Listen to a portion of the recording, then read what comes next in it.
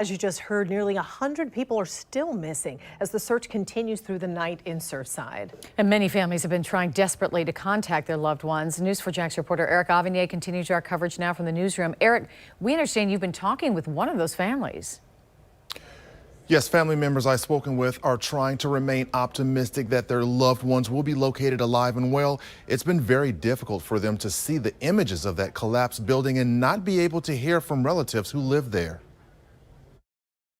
65-year-old Judy Spiegel was home alone on the 6th floor of the Chaplin Towers when part of the building collapsed. Her daughter Rachel says she has not been able to get in contact with her mom.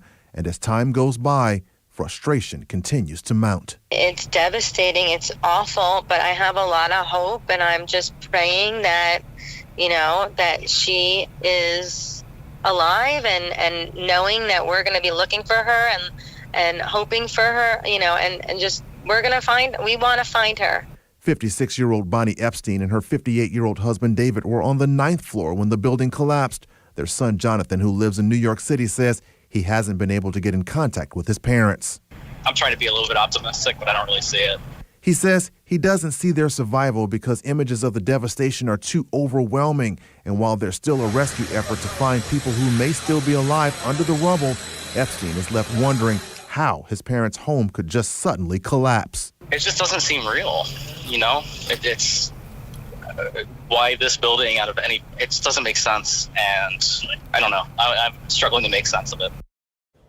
Of course, it may be a long time before we finally know what caused that collapse. Coming up at 11, you'll hear from a man who had to be rescued from his 7th floor balcony and why he says he first thought he was in the middle of an earthquake. All right, thank you, Eric. Tonight, we have a look at the faces of more of the dozens of people still reportedly unaccounted for in the Surfside condo collapse.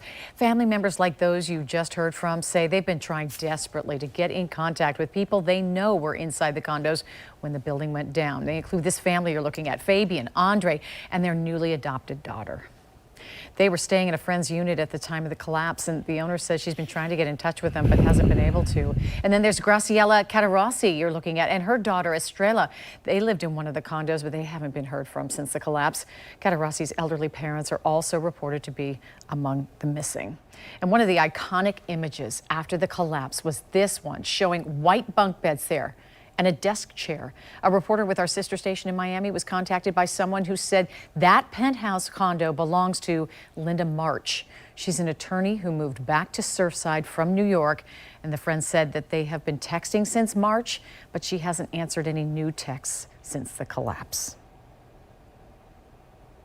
2 hotlines are set up for families to get information about the collapse, and there's a family reunification hotline. That number you can call is 305-614-1819, and this is for anyone looking for missing relatives. And then there's also an emergency information hotline, and that's 305-993-1071.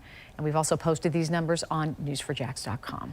Now, take a look at this. This here is a rendering of the condo building before the collapse. Let me step over here so you can take a good look at that. And to the right is clearly after the collapse. We wanted to show you these images side by side to give you a better perspective of just how much of this building has disappeared in the collapse.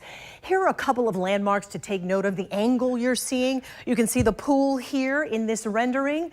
Over here is the pool. You can see it's a slightly turned angle of the building. Now, here's the blue building that's behind the condo building. That is that blue building right there. But most notably are what may be beige AC units or some sort of addition on the roof of the condo complex. You can see that here and in the after photo right over here. Now, all the way to those rooftop additions from the edge of the condo complex. Take a look all the way over to those rooftop additions. That's how much has collapsed. Here you can see it vividly in the aftermath. In all, there are 136 units. 55 of those units collapsed. Just devastating. Thank you, Joy.